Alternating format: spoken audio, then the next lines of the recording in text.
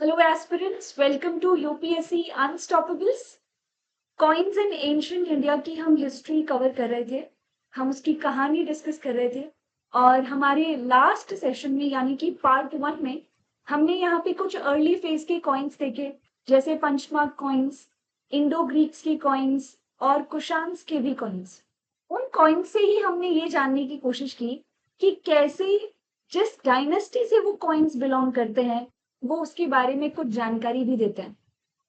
आज हम हमारे डिस्कशन को आगे बढ़ाएंगे और ये कॉइन्स इन एंशिएंट इंडिया की यहाँ पे जो एपिसोड है उसका पार्ट 2 होगा। यहाँ पे आज का जो हमारा टेबल ऑफ कंटेंट यानी कि जो हम डिस्कस करने वाले हैं वो है शाक कॉइन्स, इसके साथ साथ गुप्तास के कॉइन्स और सातवाहन्स के कॉइन्स जो है उन्हें भी हम कवर करेंगे। आइए शुरुआत करते हैं। सबसे पहले तो शाक्स या जिन्हें हम इंडो सिंथियंस कहते हैं। हम यहाँ पे क्लियरली एक चीज जानते हैं कि ये जो एरिया था ये इंडो ग्रीक्स के द्वारा रूल किया जा रहा था, लेकिन यहाँ से शाक्स आए। शाक्स ने इंडो ग्रीक्स को पुश किया, इंडियन सबकॉन्टिनेंट में थोड़ा और पेनिट्रेट करवाया और उसके बाद शाक्स खुद भी भारत के नॉर्थ वाले हिस्से में काफी फैलाव करते हैं। शाक्स ऑलमोस्ट 5 ब्रांचेस में रूल कर रहे थे, जिसमें से 2 ब्रांचेस देखी जा सकती हैं भारत में भी, वेस्टर्न सैट्रैप और थोड़ा सा यहाँ पे यूपी का जो साउथ वाला हिस्सा है, बिहार का जो साउथ ईस्ट वाला हिस्सा है वहां पे। तो यू कैन सी कि शाक्स 5 ब्रांचेस में रूल कर रहे थे।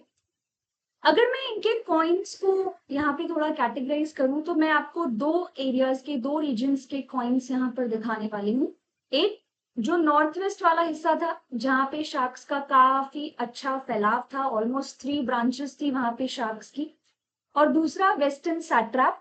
क्योंकि ये जो वेस्टर्न सैट्रैप है, यहाँ के जो रूलर्स थे वो इंडियन सबकॉन्टिनेंट की जो पॉलिटी रही है, यहाँ के जो बड़े किंगडम्स रहे हैं जैसे सातवाहन्स हैं या फिर गुप्ताज हैं, उनके साथ काफी इन्वॉल्व रहे, चाहे वो बैटल्स हो चाहे वो किसी प्रकार की अलायंस हो। तो सबसे पहले हम इंडो सिंथियंस यानी शाक्स का नॉर्थ वेस्ट वाला जो रीजन था वहां के कॉइन्स पे देखेंगे। और यहाँ पे आप वोनोनेस और सफाला हॉरिस, ये जो रूलर्स हैं, इनके कॉइन्स देख सकते हैं। इन कॉइन्स में राजाओं की साइड पोर्ट्रेट तो नहीं है, मतलब हम ये नहीं कह सकते कि बस्ट पार्ट सिर्फ दिया हुआ है, पर आपको पूरा पूरा फिगर यहाँ पे देखने को मिलेगा, जिसमें जो रूलर्स हैं वो हॉर्स राइड करते हुए दिखाया गया है।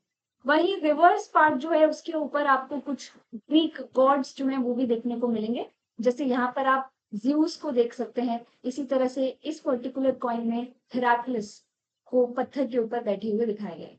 ऑब्वियसली यहाँ पर इन कॉइन्स के चारों ओर अच्छी खरोष्टी स्क्रिप्ट जो है उसका इस्तेमाल करके राजाओं के बारे में लिखा है। जैसे ये पर्टिकुलर कॉइन को जब आप देखते हो तो इसके रिवर्स पार्ट पे जब आप देखेंगे तो रिवर्स पार्ट पे खरोष्टी स्क्रिप्ट का यूज किया, लेकिन जो ऑब्वर्स पार्ट है यानी सामने वाला जो पार्ट है वहां पे आप देख सकते हैं कि ग्रीक स्क्रिप्ट का इस्तेमाल यहाँ पर किया गया है। ये जो खरोष्टी स्क्रिप्ट का यूज यहाँ किया गया है, इससे हम एक टाइटल देख सकते हैं, महाराज भरत धर्मिका सा। इसी तरीके से सफाल हॉरिस नाम के जो रूलर हैं, उनके कॉइन के ऊपर भी रिवर्स पार्ट पर हम खरोष्टी स्क्रिप्ट में लेजेंड यानी कि कुछ कंटेंट लिखा हुआ देख सकते हैं, सफाल होर पुत्रस धर्मियास। तो धर्म के प्रवक्ता यानी कि धर्म जो है उसको प्रोपागेट करने वाले रूलर्स के रूप में इंडो सिंथियंस यानी शाक्स को दर्शाया गया। थोड़ा सा वेस्टर्न सैट्रैप की तरफ बढ़ेंगे, लेकिन ये सैट्रैप क्या होता है? एक्चुअल में शाक रूलर्स जिन ब्रांचेस में रूल कर रहे हैं उन ब्रांचेस को ही क्षत्रप यानी कि सैट्रैप कहा जा रहा है। यहाँ पे 5 ब्रांचेस थी यानी कि 5 क्षत्रप थे और उन क्षत्रपों पे 5 अलग अलग शाक रूलर्स थे। इन शाक रूलर्स में सिर्फ एक सिमिलैरिटी थी, इनका ओरिजिन। इसके अलावा ये शाक रूलर्स एक दूसरे से कोई कांटेक्ट नहीं रखते थे, बल्कि ये तो एक दूसरे से फाइट भी कर लिया करते थे, युद्ध भी लड़ लिया करते थे। तो ये जो वेस्टर्न रीजन है यानी कि प्रेजेंट डे महाराष्ट्र और गुजरात रीजन को कवर करने वाला, यहाँ पर भी ऐसी ही एक ब्रांच रूल कर रही है जिसे हम वेस्टर्न क्षत्रप यानी कि पश्चिमी क्षत्रप कहते हैं। और जो भी रूलर अपने आप को बहुत ताकतवर मानता था वो अपने आप को महाक्षत्रपा का टाइटल दिया करता था। यहाँ वेस्टर्न सैट्रैप के कई ऐसे रूलर्स हैं जिन्होंने खुद को महाक्षत्रपा का टाइटल दिया है। आइए कुछ पॉपुलर रूलर्स को देखते हैं, उनके कॉइन्स को स्टडी करते हैं। आपने एक काफी इंपॉर्टेंट रूलर रुद्रदमन जो है उनके बारे में जरूर जरूर सुना होगा। रुद्रदमन काफी महत्वपूर्ण राजा रहे हैं वेस्टर्न सैट्रैप के।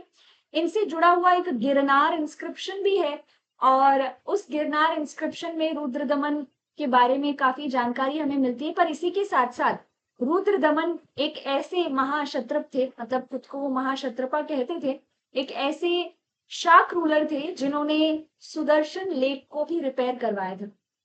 आपने इसके बारे में भी जरूर पढ़ा होगा। यहाँ पर सिल्वर रॉ मटेरियल का इस्तेमाल करते हुए द्रच्न, ये जो शब्द है इसका इस्तेमाल सिल्वर के कॉइन्स के लिए किया जा रहा है। और हम यहाँ पे देख सकते हैं कि ऑब्वर्स पार्ट पे राजा का फेस है, जैसा हम इंडो ग्रीक कॉइन्स में मोस्टली देखते हैं। और जब आप रिवर्स पार्ट पे देखते हो तो यहाँ पर आपको 3 हील्स, सूर्य, चंद्र, ये सब नजर आते हैं। इस पर्टिकुलर कॉइन के ऊपर ब्राह्मी स्क्रिप्ट से राजनो क्षत्रपस जय धम सपुत्रस राजनो महाक्षत्रपस रुद्रमस। आपको यहाँ पे इवन जो स्क्रिप्ट ब्राह्मी स्क्रिप्ट से लिखा है उसमें भी आपको देखने को मिलेगा कि कैसे रुद्रदमन राजा क्षत्रपा कहा जा रहा है या फिर राजा महाक्षत्रपा रुद्रदमन को कहा जा रहा है, यानी एक ताकतवर रूलर के रूप में इन्हें दिखाया जा रहा है। ये जो क्षत्रप राजा थे इनमें एक और रूलर का नाम आता है, बहुत ज्यादा महत्वपूर्ण तो नहीं लेकिन इनके कॉइन्स बहुत ज्यादा पॉपुलर हैं और वो है नाहापाना। आप एंशिएंट हिस्ट्री पढ़ते समय नाहापाना के बारे में पढ़ा होगा कि कैसे नाहापाना अपने सातवाहन नेबरिंग सातवाहन्स के साथ युद्ध लड़ते रहते थे। यहाँ पे आप वेस्टर्न सैट्रैप देख सकते हो, ये यहाँ पे सातवाहन्स है। सो सातवाहन्स के साथ आप नाहापाना को युद्ध लड़ते हुए देखेंगे। ये नाहापाना का कॉइन है। वही आप साइड फेस देख सकते हो, रिवर्स पार्ट के ऊपर आपको यहाँ पे कुछ सिंबल्स नजर आएंगे। लेकिन नाहापाना के ये जो कॉइन्स है ये और भी ज्यादा पॉपुलर है। अगर इन कॉइन्स के ऊपर आप थोड़ा सा फोकस करोगे तो आपको समझ आएगा कि कैसे नाहापाना के फेस के ऊपर ओवर स्ट्रक किए गए हैं सिंबल्स। ये देखिए, ये नाहापाना का फेस है। इस कॉइन में नाहापाना का फेस परफेक्ट है, बट इस कॉइन के ऊपर आप नाहापाना के फेस पर वही 3 पहाड़ियां बनी हुई देखोगे। इसी तरह से इस पर्टिकुलर कॉइन में भी नाहापाना का जो फेस है उसके ऊपर हमें ओवर स्ट्रक मोटिव्स देखने को मिलता है। अब इसका क्या मतलब है? एक्चुअल में नाहापाना ने जब सातवाहन्स के साथ युद्ध लड़ा और सातवाहन्स ने जब नाहापाना को युद्ध में हरा दिया तो सातवाहन्स ने सोचा कि क्यों ना नाहापाना की कॉइन्स जो है उनको रीयूज किया जाए। सोचो, इन कॉइन्स को पिघलाया जाए, फिर सातवाहन्स नए कॉइन्स बनाए। तो इन्होंने सोचा क्यों ना नाहापाना के ही कॉइन्स को रीयूज कर लिया जाए। तो नाहापाना के कॉइन्स पर ठीक चेहरे पर यहाँ पे सिंबल्स को ओवरस्ट्रक किया गया। ये सिर्फ और सिर्फ रीयूज के लिए नहीं था, बल्कि इस तरह से ओवरस्ट्रक करके सातवाहन्स अपनी विक्ट्री को सिंबलाइज भी कर रहे थे। नाहापाना के फेस पर कॉइन्स के ऊपर ओवरस्ट्रक करके मोटिव्स को वो अपनी विक्ट्री, अपनी जीत जो है उसको भी दर्शा रहे थे, उसको कोमेमोरेट कर रहे थे। अब ये कॉइन्स जब सर्कुलेट होंगे ट्रेड वगैरह जैसी चीजों के लिए, तो जिनके हाथ में ये कॉइन जाएंगे उन्हें भी पता चलेगा कि सातवाहन्स जो है उन्होंने नाहापाना को हरा दिया। तो कितनी इंटरेस्टिंग कहानी हमें इन कॉइन से नजर आती है। बात हो रही है सातवाहन्स की, तो नेक्स्ट हम यहाँ पे कॉइन्स सातवाहन्स के ही कवर करेंगे। सातवाहन्स वर कंटेम्पररी टू वेस्टर्न सैट्रैप। यहाँ पे जो आप शाक रूलर्स देख सकते हैं उन्हीं के कंटेम्पररी सातवाहन्स रहे हैं। इनके 2 कैपिटल भी हुआ करते थे, एक प्रतिष्ठान और एक अमरावती। सातवाहन्स के भी काफी पॉपुलर राजा रहे हैं, जैसे आप गौतमी पुत्र श्री सतकर्णी, वशिष्ठी पुत्र पुलमयी, इसी तरह से यज्ञ श्री सतकर्णी, इन राजाओं के नाम देखते हैं। लेकिन हमारे पास सातवाहन डायनेस्टी से जुड़े हुए बहुत ही कम कॉइन्स हैं। इनके कॉइन्स सिल्वर, कॉपर और लेड के भी बने हुए थे, लेकिन सातवाहन्स ने गोल्ड का इस्तेमाल कॉइन्स बनाने के लिए नहीं किया। गोल्ड का इस्तेमाल वो पूरे सॉलिड यानी कि बुलियन फॉर्म में ही किया करते थे ट्रेड में, न कि उन्हें पिघलाकर कॉइन बना के। यहाँ पे वशिष्ठी पुत्र पुलमई का सिल्वर का एक कॉइन हमें नजर आ रहा है, और प्राकृत भाषा और ब्राह्मी स्क्रिप्ट का इस्तेमाल करके यहाँ पर इस कॉइन के ऑब्वर्स पार्ट पर हमें कुछ राइटिंग देखने को मिलती है। श्री पुदुम्बिसा राणो वशिष्ठी पुत्र वशिष्ठी पुत्र पुलमई गौतमी पुत्र सतकर्णी। यहाँ पर इन सातवाहन राजाओं की एक खास बात ये थी कि ये अपने नाम के आगे अपनी माता जी का नाम जो है वो लगाते थे, गौतमी का पुत्र सतकर्णी या वशिष्ठी का पुत्र पुलमई। सातवाहन्स जो है वो मेट्रीलिनियल सिस्टम फॉलो किया करते थे, हालांकि ये समाज मेट्रियार्कल नहीं था, पेट्रियार्कल था। आइए एक और इंपॉर्टेंट रूलर यज्ञश्री सतकर्णी के दो इंपॉर्टेंट कॉइन्स देखें। यहाँ पर ऊपर वाला जो कॉइन आप देख रहे हैं, ये नीचे वाला जो आप कॉइन देख रहे हैं, ये दोनों ही यज्ञश्री सतकर्णी से जुड़े हुए हैं। एंड ऊपर वाले कॉइन में आप पिक्चर देख सकते हैं यज्ञश्री सतकर्णी की, और पीछे आप यहाँ पे कुछ पहाड़ देख सकते हैं, सूर्य चंद्र देख सकते हैं, और यहाँ एक नदी भी देख सकते हैं। लेकिन इसका यज्ञश्री सतकर्णी जो है उनका एक कॉइन और है, और ये लेड का बना हुआ कॉइन। इस कॉइन के ऊपर आपको एक नाव नजर आएगी। एक्चुअल में यज्ञश्री सतकर्णी को नेविगेटर भी कहते हैं। उन्हें यहाँ पर नेविगेशन करना, नाव में सफर करना, नए नए रास्ते खोजबीन करना, इस तरह की चीजें पसंद थी, और इसी वजह से उनके कॉइन्स के ऊपर आपको इस प्रकार की नाव, बोट्स जो हैं वो भी काफी देखने को मिलेंगे। तो ये थे कुछ इंपॉर्टेंट सातवाहन्स के कॉइन्स। सातवाहन्स जो आपके गुजरात वाले रीजन में वेस्टर्न सैट्रैप है, उनके कंटेम्प्रेरी थे, लेकिन सातवाहन्स के डिक्लाइनेशन पर यहाँ पर जो एक बहुत बड़ा किंगडम एस्टैब्लिश हुआ नॉर्थ में, वो थे गुप्तास। सातवाहन्स की जगह डेक्कन में वकटक्स ने ली, तो मैप कुछ ऐसा दिखता था। आप यहाँ पे सातवाहन्स की जगह वकटक्स को आते हुए देख सकते हैं। ऊपर का पूरा हिस्सा गुप्ताज ने कैप्चर किया। इवन यहाँ पे वेस्टर्न सैट्रैप्स जो रूल कर रहे थे, उनको भी गुप्ता डायनेस्टी के राजा चंद्रगुप्त सेकंड विक्रमादित्य ने हराकर इस टेरिटरी को भी गुप्ताज में शामिल किया, गुप्ता एम्पायर में शामिल किया। गुप्ताज के कॉइन्स बहुत ही खूबसूरत हैं, बहुत ही बेहतरीन है, और बहुत ही अच्छी क्वालिटी के गोल्ड के कॉइन्स आपको मिलेंगे। इंडो ग्रीक्स ने भी गोल्ड के कॉइन्स बनाए हैं, कुशान्स ने भी और गुप्ताज ने भी।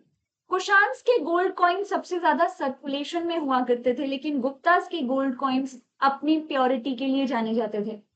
गुप्ताज में यहाँ पे कॉइन्स जो हैं, उन कॉइन्स से आपको राजाओं के बारे में बहुत जानकारी मिलती है। आइए समुद्रगुप्त एक काफी महत्वपूर्ण राजा के कॉइन्स को देखें। यहाँ पे स्क्रीन पर आप एक ही कॉइन का ऑब्वर्स यानी सीधा हिस्सा और रिवर्स यानी कि उल्टा हिस्सा देख सकते हैं। ऑब्वर्स एंड रिवर्स। समुद्रगुप्त का ये कॉइन है, और ये स्टैंडर्ड टाइप का कॉइन है। इसे स्टैंडर्ड टाइप का कॉइन इसलिए कहा जाता है क्योंकि इसमें समुद्रगुप्त जो है उन्होंने एक स्टैंडर्ड यानी कि राज डंडा पकड़ा हुआ है। इसी के साथ साथ इस कॉइन में आप गरुड़, ये एक पक्षी देख सकते हैं। गरुड़ जो है वो गुप्तास का एम्बलम रहा है, काफी इंपॉर्टेंट सिंबल रहा है वो। इसी तरीके से जो रिवर्स पार्ट है कॉइन का, उसमें गॉडेस लक्ष्मी जो है उनको डाइडम यानी एक प्रकार का सर पे डाइडम, ताज जैसा कुछ पहने हुए दिखाया गया है, और उनके हाथ में यहाँ पे कॉर्नोकोपिया दिखाया गया है। कॉर्नोकोपिया क्या होता है? कॉर्नोकोपिया इज समथिंग जो अबंडेंस के बारे में बताता है, अबंडेंस ऑफ रिसोर्सेस के बारे में बताता है। आपने शायद कॉर्नोकोपिया देखा भी हो। वो इस तरीके का एक बास्केट होता है जो ऐसे ओपन दिखाया जाता है, जिसमें से बहुत सारे फल वगैरह गिरते हुए दिखाए जाते हैं। ऐसा कुछ आपको यहाँ पे बास्केट देखने को मिलेगा, इसी को कॉर्नोकोपिया कहते हैं। और गॉडेस लक्ष्मी जो है वो धन धान्य की गॉडेस होती है, तो इसी वजह से कॉर्नोकोपिया भी उनके हाथ में दर्शाया जाता है। इस पर्टिकुलर कॉइन की खास बात है कि इसके रिवर्स पार्ट पे आपको पराक्रमा लिखा हुआ देखने को मिलेगा। मैं इस कॉइन पर एक और पार्ट आपको दिखाना चाहूंगी, एक और चीज दिखाना चाहूंगी। यहाँ पे समुद्रगुप्त की छवि बनाई गई है, लेकिन समुद्रगुप्त की पीछे यहाँ पर एक हेलो भी दर्शाया गया है। हमने अशोक के पीरियड से यहाँ पे देखा कि कैसे राजा अशोक जो है वो खुद को देवों का प्रिय, देखने में प्रिय राजा, देव नाम प्रिय प्रिय दसिन राजे ने बताते थे। फिर कुषाण रूलर अपने आप को देवपुत्र कह रहे हैं। लेकिन यहाँ पे समुद्रगुप्त जो है उनको परमात्मा, परमेश्वरा, परम भट्टरक जैसे टाइटल्स मिले हैं। परम भट्टरक का मतलब होता है परम भक्त, और वहीं परमेश्वरा जैसे टाइटल्स भी यहाँ पे समुद्रगुप्त को दिए गए हैं। यानी इस तरह से हेलो समुद्रगुप्त की पिक्चर के पीछे दिखाकर इन रूलर्स को डिवाइन दिखाया जा रहा है। समुद्रगुप्त के कुछ और कॉइन्स, जैसे ये किंग क्वीन टाइप कॉइन है। समुद्रगुप्त जो है वो अपनी क्वीन के साथ यहाँ पर इस कॉइन में दिखाए गए हैं। और इसी तरीके से आप जो कॉइन का रिवर्स पार्ट देख सकते हो उसमें गॉडेस दुर्गा है, ऐसा इंटरप्रेट किया जा रहा है। और ये जो नीचे आप हिस्सा देख रहे हैं ये एक प्रकार से लायन है। गॉडेस दुर्गा ने डाइडम पहना है और उनके हाथ में आप यहाँ पे कॉर्नोकोपिया देख सकते हैं। इस पर्टिकुलर कॉइन की खास बात क्या है? You will find this thing कि ये पर्टिकुलर कॉइन जो है समुद्रगुप्त के समय में जरूर बनाया गया है, लेकिन ये समुद्रगुप्त से आप देखोगे कि एक प्रकार से कनेक्शन नहीं रखता है। कैसे? You will find this thing कि समुद्रगुप्त जो थे उनकी जो माताजी थी वो एक लिच्छवी प्रिंसेस थी। इसीलिए समुद्रगुप्त को कई बार लिच्छवी दोहित्र भी कहा जाता है, यानी लिच्छवी परिवार का नाती, यानी लिच्छवी परिवार का दोहिता।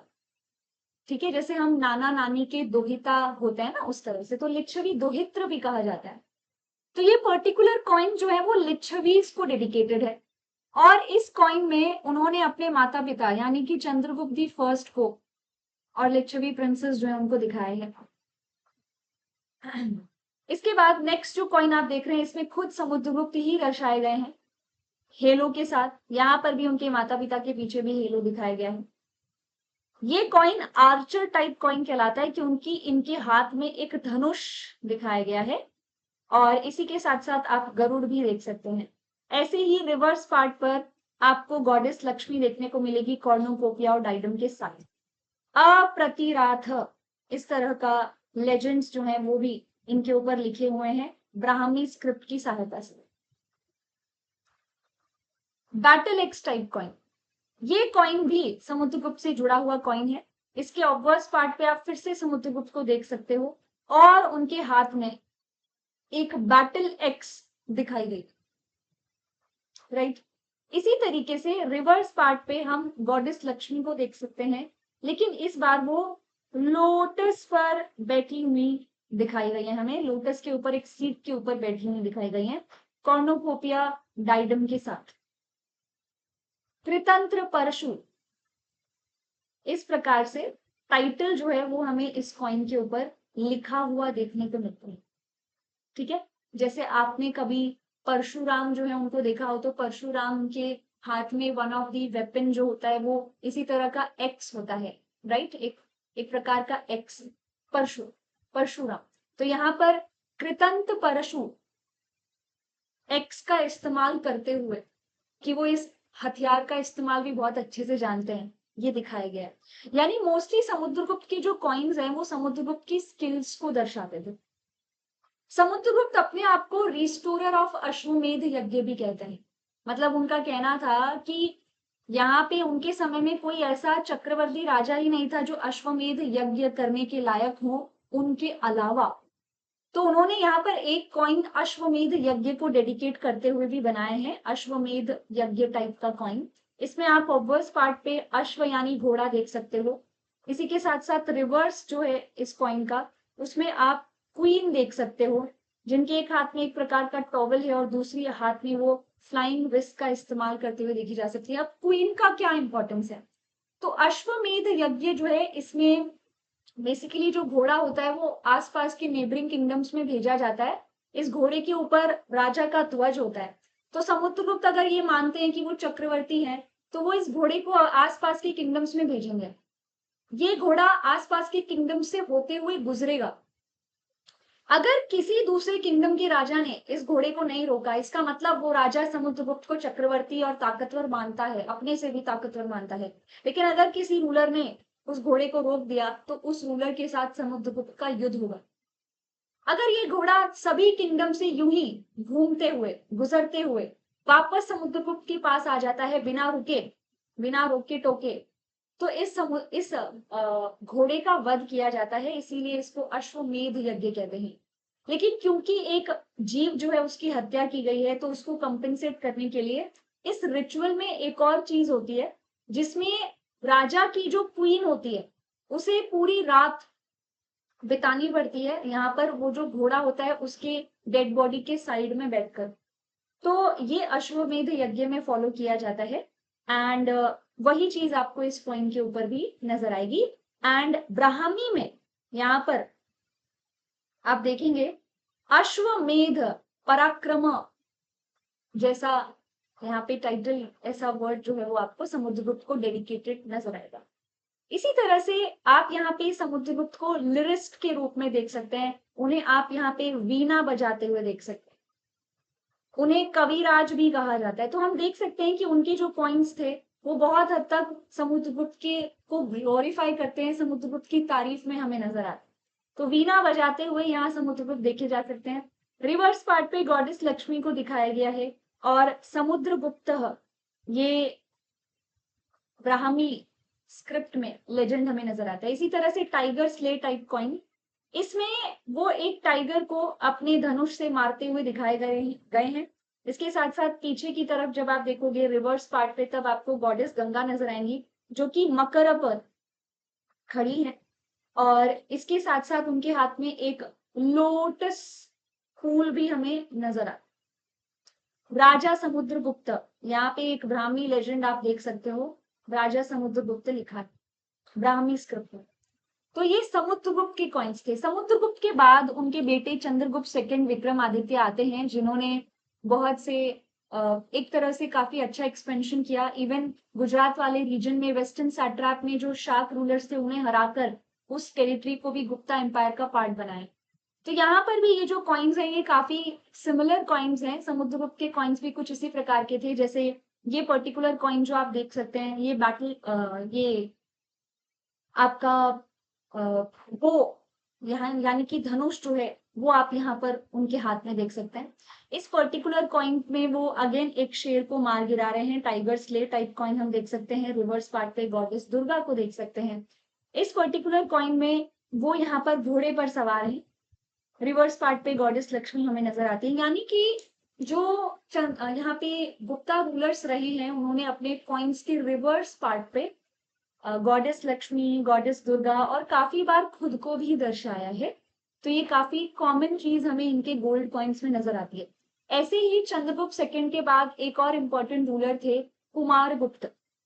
कुमारगुप्त के जो कॉइन्स हैं उनमें एक खास बात जो हमें नजर आती है कि उनके कॉइन्स में आपको पिकॉक जरूर नजर आएगा। जैसे ये टाइगर स्ले टाइप कॉइन है, जिसमें कुमारगुप्त जो है वो एक टाइगर को मारते हुए दिखाए गए हैं। यहाँ पर वो हाथी पर सवार दिखाए गए हैं। लेकिन इन कॉइन्स में आप क्या देखते हो? इवन ये पर्टिकुलर कॉइन तो पूरी तरह से पिकॉक से भरा हुआ है। यहाँ पर भी आप पिकॉक देख सकते हैं। इवन यहाँ पे पिकॉक पर सवार दिखाया गया है। एक्चुअल में ये ऑब्वर्स पार्ट के ऊपर तो कुमारगुप्त को ही दिखाया गया है पिकॉक के साथ, लेकिन रिवर्स पार्ट जो आप कॉइन का देख रहे हैं, इसमें लॉर्ड कार्तिकेय यानी कि मुरुगन जो है उनको दिखाया गया है, जो कि लॉर्ड शिव के बेटे हैं। तो कुमार, यहाँ पर गॉड लॉर्ड कार्तिकेय जो है उनको कुमार भी कहा जाता है, और इसी वजह से आपको कुमारगुप्त के कॉइन्स पर कई जगह पर पिकॉक नजर आएगा। तो ये थे कुछ गुप्तास के कॉइन्स और ये थे हमारे कुछ एंशिएंट पीरियड के कॉइन्स। आगे की सीरीज में हम मेडिवल पीरियड से जुड़े हुए कॉइन्स भी लेकर आएंगे, पर कुछ समय बाद। आई होप आपको ये कॉइन्स की सीरीज, एंशिएंट पीरियड से जुड़े हुए इंपॉर्टेंट कॉइन्स की सीरीज पसंद आई हो। इसमें जो भी आपने देखा, जो भी कंटेंट आपने समझा, वो आपके वैल्यू एडिशन का पार्ट है। आप इसे अपनी आंसर राइटिंग में भी भरपूर तरह से इस्तेमाल कर सकते हैं। सो आज के सेशन में इतना ही। इसी के साथ मैं आपको कुछ इंपॉर्टेंट जानकारी दूंगी। 10% प्राइस हाइक जो है वो 22 जुलाई को हो रहा है, तो आप उससे पहले अनअकैडमी प्लस का सब्सक्रिप्शन ले सकते हैं। जुलाई एक्सटेंशन ऑफर चल रहा है 22 जुलाई तक, यानी कि आप जितने समय का सब्सक्रिप्शन लेंगे उससे ज्यादा टाइम के लिए आपका सब्सक्रिप्शन वैलिड रहेगा। 12 महीने का सब्सक्रिप्शन ले रहे हैं तो 3 मंथ्स एक्सटेंड हो जाएगा वो। 18 मंथ्स का सब्सक्रिप्शन ले रहे हैं तो 4 मंथ्स एक्सटेंड हो जाएगा एंड फर्दर रिस्पेक्टिवली। तो आप रेफरल कोड ARTI1702 का यूज कर सकते हैं सब्सक्रिप्शन लेने के लिए। ऑल स्टार बैच 2024 को टारगेट करते हुए 22 जुलाई को स्टार्ट हो रहा है। इसी तरह से हिंदी मीडियम के एस्पिरेंट्स के लिए प्रतिज्ञा बैच भी 22 जुलाई से शुरू हो रहा है। ये ऑप्शनल क्लासेस हैं अनअकैडमी प्लस पर। आप अनअकैडमी प्लस की ऑप्शनल कैटेगरी को सब्सक्राइब करके ऑप्शनल सब्जेक्ट जो है उसको भी कवर कर सकते हैं। So that is it for today and yes 23 जुलाई को सुबह 11 बजे सुपर कॉम्बैट टेस्ट जो है उसको जरूर जरूर दीजिएगा। इसमें कुछ एक्साइटिंग ऑफर्स हैं, स्कॉलरशिप्स हैं, 50 क्वेश्चन 60 मिनट्स, तो जरूर इस टेस्ट को दें। फ्रीली आप इसको एनरोल कर सकते हैं। इसी पर्टिकुलर वीडियो के डिस्क्रिप्शन बॉक्स में डिटेल्स शामिल हैं। So stay tuned. Thank you so much.